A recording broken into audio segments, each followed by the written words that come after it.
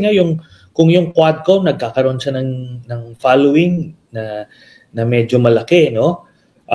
Ito lalo na ito. I remember yung kay Chief Justice Corona na impeachment. Nung una disinterested karamihan kasi hindi naman nila alam yung mga issues involved, but eventually it became the talk of the town. Nung gumalaw yung buong propaganda apparatus ng gobyerno noon, talagang pumapasok sa mundo nila. They cannot get away from it. They cannot run away from it. So, naging involved sila. Tapos along the way, nagkakaroon ng mga surveys. At alam niya nung mga senador whether the surveys are accurate or not, pero yung pagpulso nila, nung nakita nila na, for that matter, I was there pala, nung nakita namin yung bank accounts ni late Chief Justice Corona, kumaga game over na, indefensible na. Regardless of the legal maneuvering, but the public at large saw that and the senators saw that as well. So, ito yan, while this is a political exercise, no, sinasabi, judicial exercise. No, it's not a judicial exercise. It is a political exercise. Kaya nga yung origins nito, yung sa US, yung Federalist Papers, yung kilala Alexander Hamilton, nung fino-formulate nila impeachment, bakit yung mga senador ang magiging huwes dito, but hindi yung Supreme Court? Kasi ang sinasabi, yung maraming involved dito. Sa impeachment naman is hindi ka magkukulong. You will just remove from office. Di ba? So marami kang konsiderasyon. Ang mga huwes kasi ang konsiderasyon lang yung the law. Di ba? So medyo may tunnel vision siya, medyo makitid yung pananaw niya, guilty or not. Doon sa kasi may political question, okay, guilty, pero karapat dapat bang matanggal?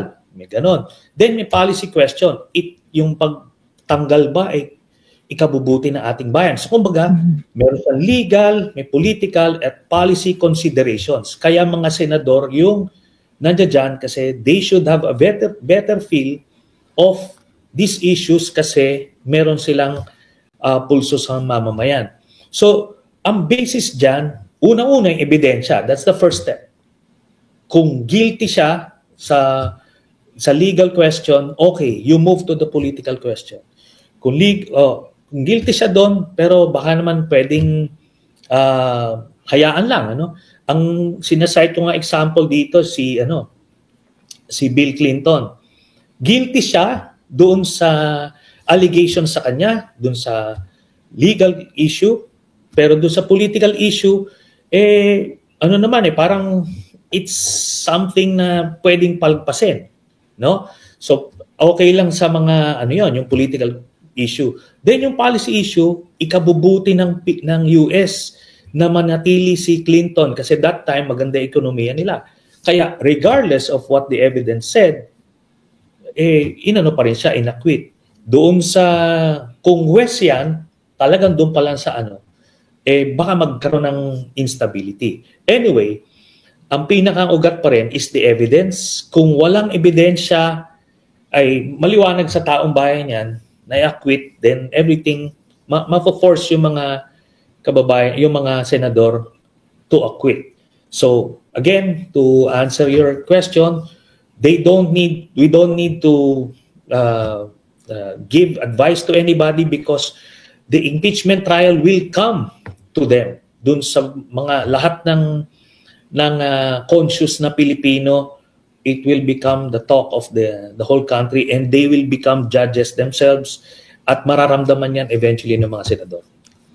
Senator, before all of that, ang tanong ko is, di ba nahihirapan yung House kumuha ng mga boto?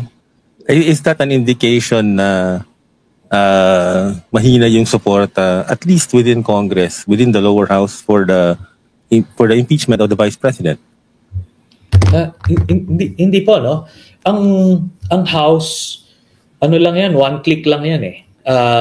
Nag-aantay lang ng kumpas yan. Yung po nakikita natin ngayon, yan po yung yan lang yung optics sa ngayon. Pero pagka meron ng kumpasya na, sige na, pirma na, bigla lalabas po yan. Again, cite natin yung mga kumbaga historical events, no? Yung kay ERAP impeachment nung una, ang ilang congressman lang ang pumirma noon. Ilan lang sila. Pero nung gumulong, nagkaroon ng ano ba to? Traction yung mga issues, tapos nagkaroon ng mga political opportunities for some blocks doon sa House, nagpirmahan sila, mabilis. Okay, ganoon. Doon naman sa kay Corona impeachment, ganun din. Out of the blue yan. On the day that the impeachment case was filed sa lower house, sa Justice Committee, nag-convene lang sila. Sinabi, impeach natin si Corona. Hapon, presenta sa plenary. It's done. Kumbaga, yun yung kompas. Prior to that, may mga meeting sa Malacanang. Siyempre si President Aquino will not publicly say na impeach yan si Chief Justice Corona, but the political insiders know that the order came from Malacanang that time, and therefore ganun din dito, no? Kung darating yan, there would be an order at mabilis po yan. Sentry, may question din ako related to that. Kasi nga may mga tao na sinasabi na parang nawala ng momentum itong impeachment, no? Kasi inaasahan nila lalabas to bago mag-December. But I'm wondering, kung may connection ba yung pagka-delay, or not even the delay, pero yung kawalan ng movement sa impeachment sa House of Representatives dito sa pagpasa ng budget. Marami kasing nagsasabi na gusto muna ng Kongreso, ng Senado na pumasa yung budget bago gumalaw itong impeachment. At marami din nagsasabi na wag niyo munang tutukan yung budget kasi mas importante yung impeachment kaysa sa budget. Ako kasi, I was very vocal with respect to the budget kasi ang dami din ako nakitang very problematic. But what is your take on that? Ngayon na pumasa na yung budget, naging importanteng elemento ba talaga tong budget, yung forma, yung nilalaman ng budget dito sa impeachment process natin?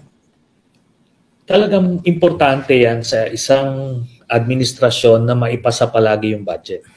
Okay? Yung again, babalik tayo doon kay Corona impeachment, pinasa yung final yung impeachment sa lower house nung natapos na yung budget.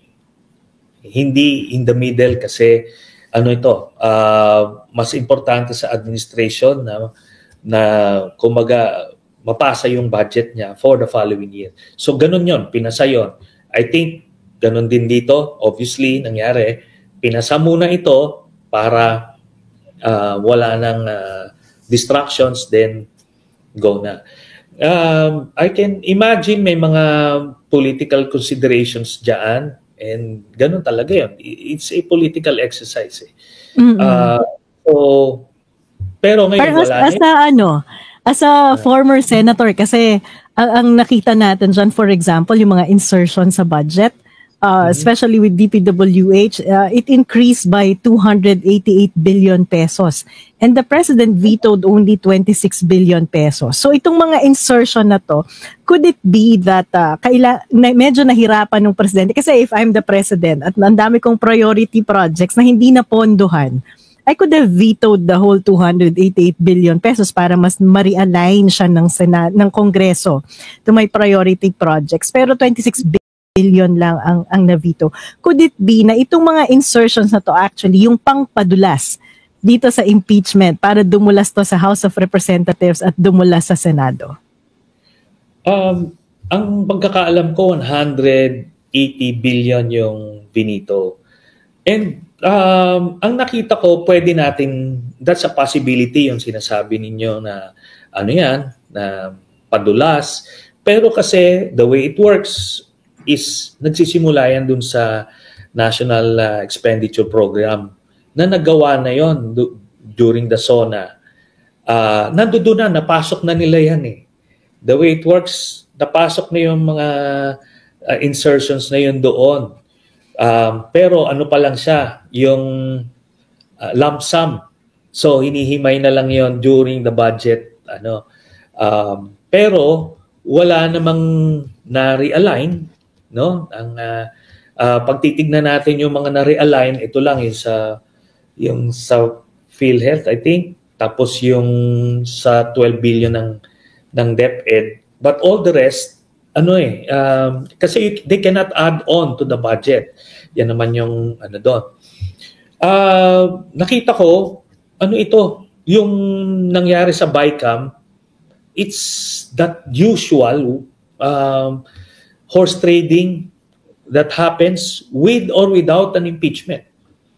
No? Ganun yung nakita ko doon. Palagay ko ang pinakang talaga dyan, sagabal doon sa budget process mismo, kung ifa-file yung impeachment dyan, is lalong magkakaroon ng mga leveraging, lalong maraming manghihingi kung hindi pa tapos yung budget. Pero pagka ang sinabi ng presidente, hindi ako interesado dyan, so ngayon, walang maghihingi ng extra, walang hingi ng padulas kasi walang impeachment. So pagkatapos ng budget, di ngayon pwede na ngayon magsabi yung presidente na on second thought, pwede na. By then, tapos na. Wala nang horse trading kasi the budget has been done.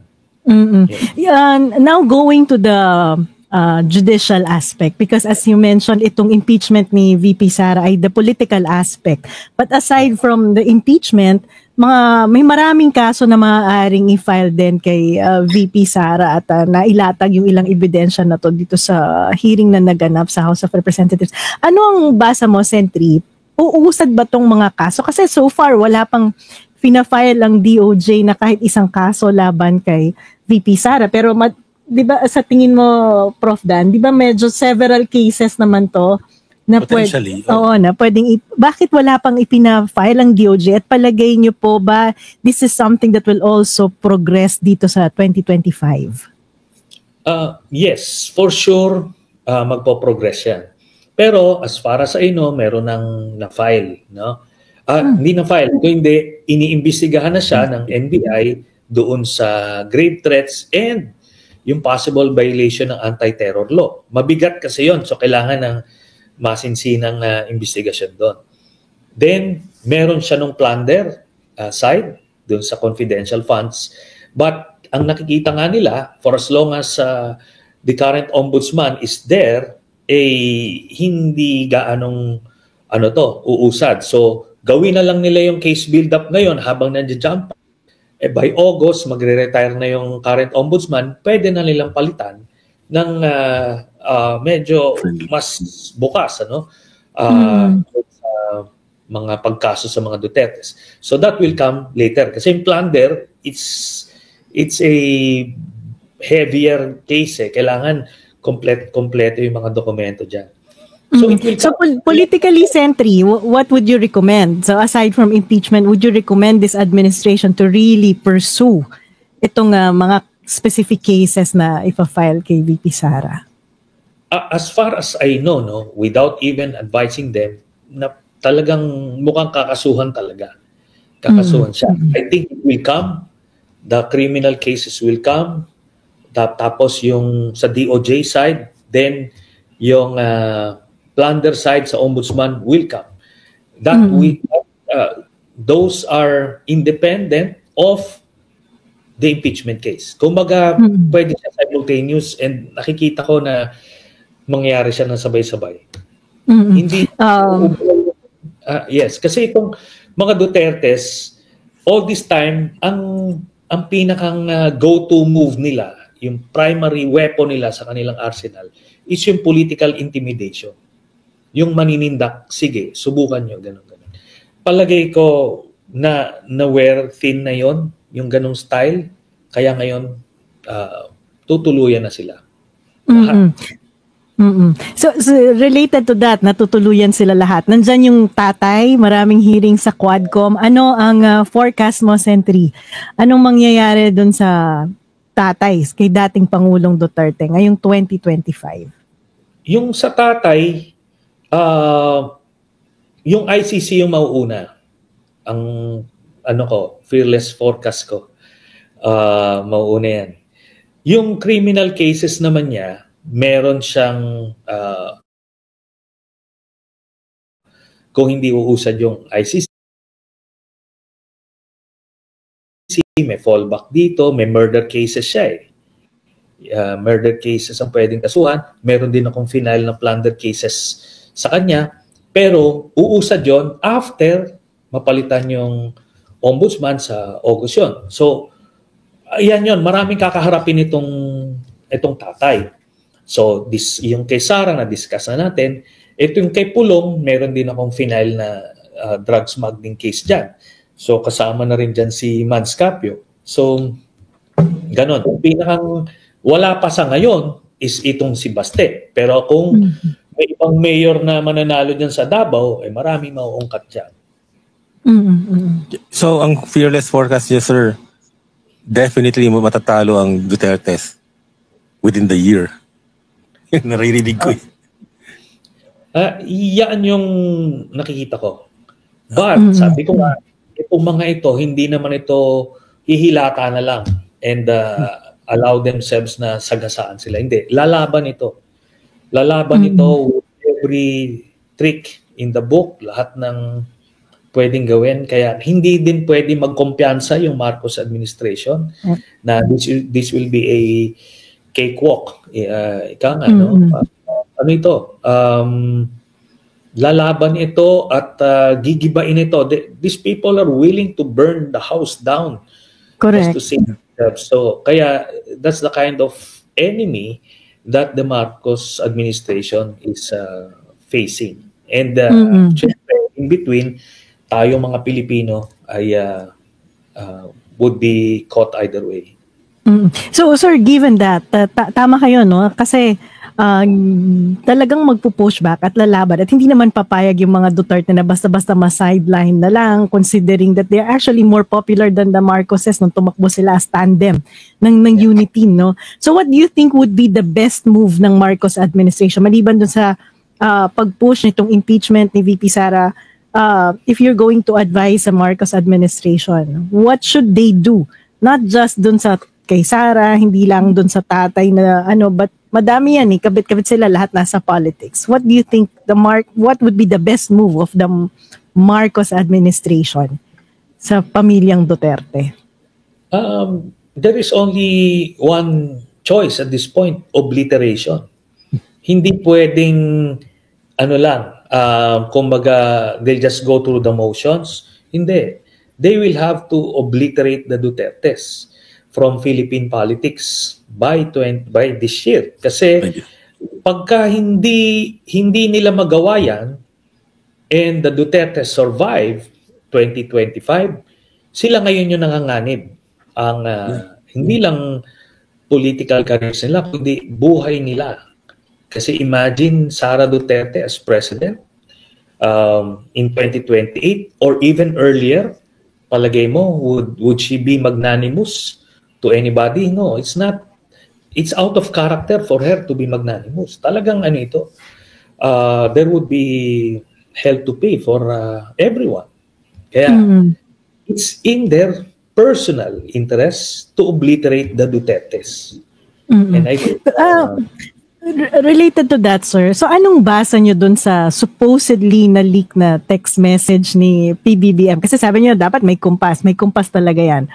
And before Christmas break, nagkaroon ng supposedly leaked text message si President Marcos saying na hindi siya supportive sa impeachment ni VP Sara. What do you think is, ano yung play na yun?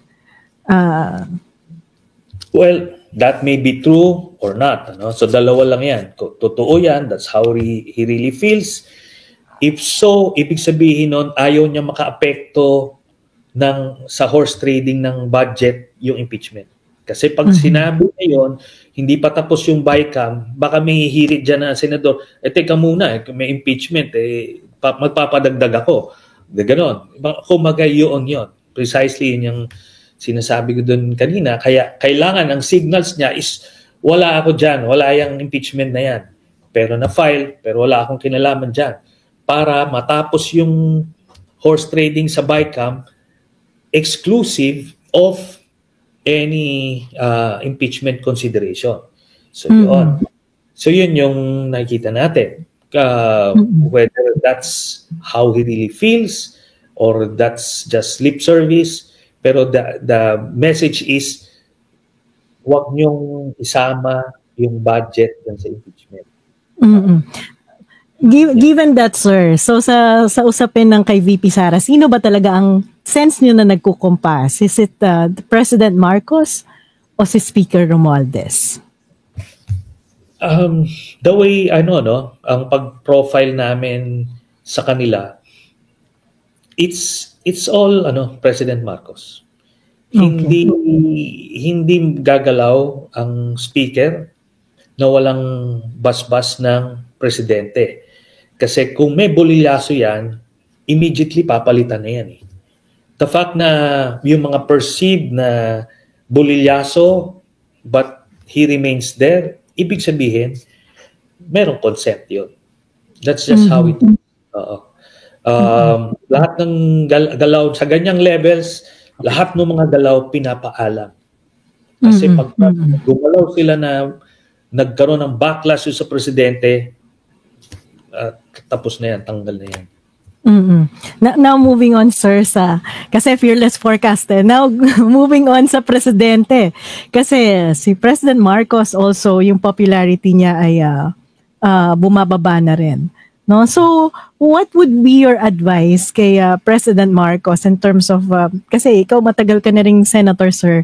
And of course, maraming kinakaharap na issue yung presidente. Ngayon, yung budget, yung economic growth natin, inflation. And then, maraming binabatong issue kay Speaker Romualdez as Speaker of the House. Ano sa palagay mo yung mga best move na dapat gawin ng presidente ngayon to at least improve yung kanyang reputation, image, yung suporta ng tao sa kanya, given na ngayon talaga magkakaroon tayo ng banggaan between the Marcoses and the Dutertes? Okay. Ito, I think hindi ito parang sequential, simultaneous ito. Kasi ang kailangan niyang i-address muna yung existential problem of the Dutertes. Kasi the Dutertes can really bring the whole house down. 'Di ba? So kahit na anong policy reforms ang gusto mong gawin, kung patatalsikin ka na sa pwesto, di wala na rin. Di ba? That's one. Kailangan i-address yan. So titignan yung mga destabilization information.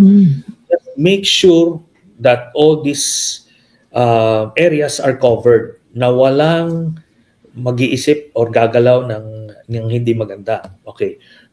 Pangalawa, pagka na-assure mo na yan, edi yung gut issues talaga ngayon, kasi you need to win the hearts and minds of the people, especially in this fight, yung inflation talaga. Kasi hirap na hirap talaga yung mga kababayan natin na talagang mataas yung bilihin.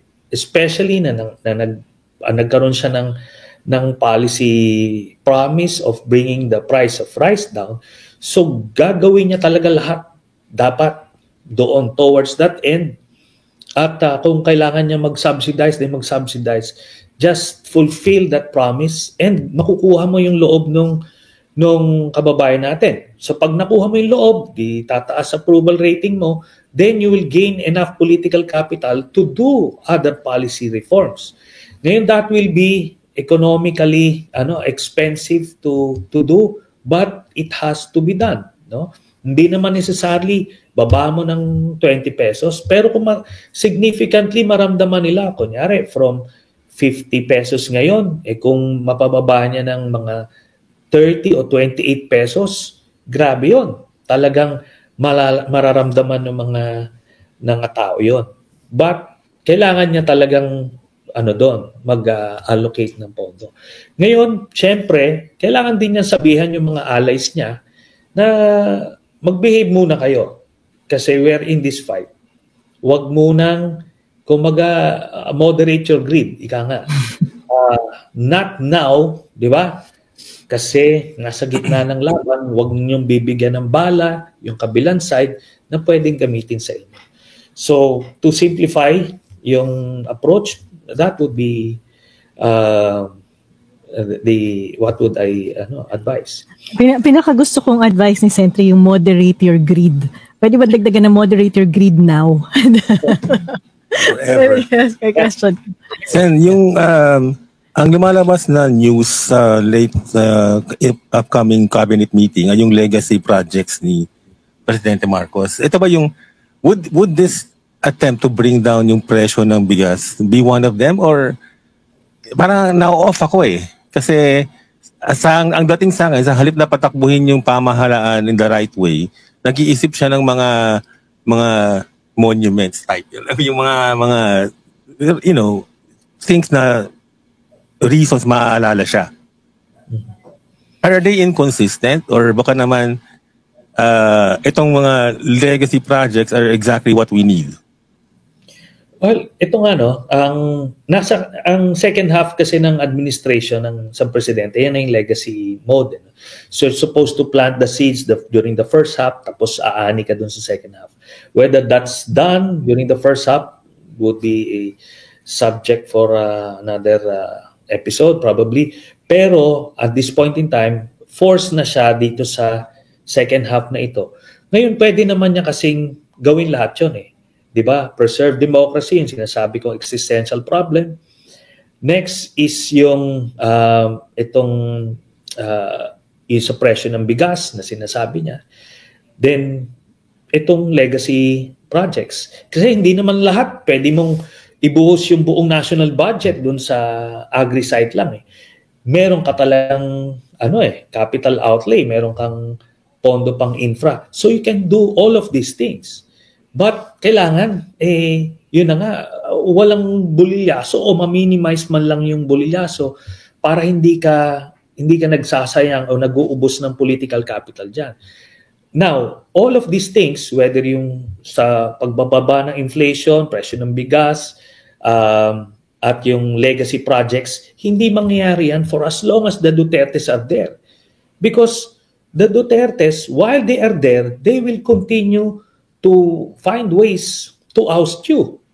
Diba? Yeah. Or to just kung mag-agitate the people, hindi ka ngayon makaka-focus kasi continuous magka-crisis management ka all through the next 3 years of your term. Kaya kailangan ito simultaneous. Obliterate the Dutertes, check inflation, then yung legacy projects mo. Okay.